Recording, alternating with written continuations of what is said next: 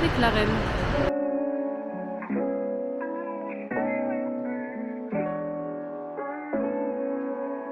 Première vidéo face cam, les gars. Tu l'as mis sur une pochette.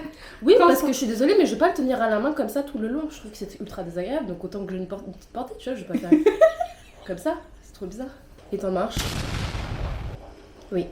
Donc le sujet du jour, c'était la santé mentale en gros, en large et en travers. Alors, j'ai donné du travail, parce que bien évidemment c'est le capitalisme, hein, donc je donne du travail. L'exploitation, c'est même pas du capitalisme. Bon, elle est désagréable comme d'habitude, mais bon, du coup, je te laisse poser ta première question. Ma première question, c'était ton état mental en ce moment. Bah, quand tu rentres dans la vingtaine, quand tu rentres vraiment dans la vie d'adulte, je trouve que c'est un peu compliqué, quoi. Je sais pas pour toi, mais ma première année, ça a été flou, je savais pas trop quoi faire, etc.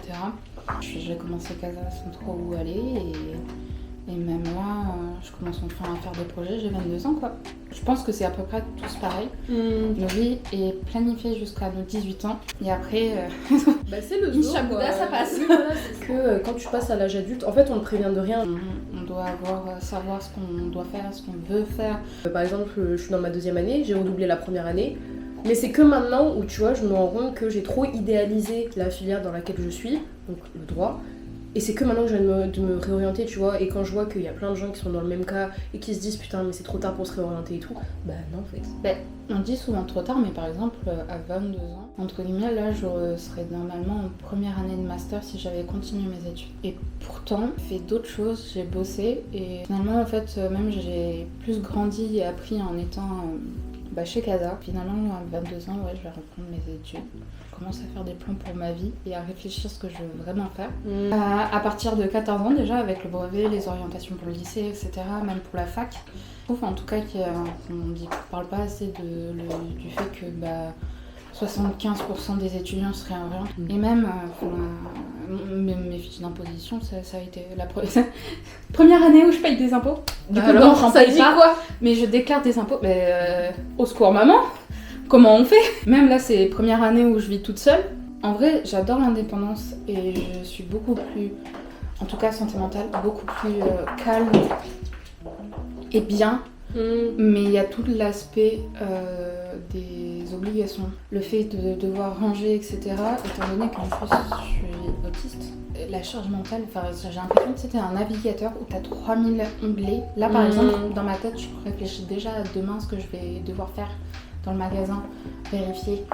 Et quand tu dis seule, je trouve que c'est un peu compliqué de tout gérer en même temps.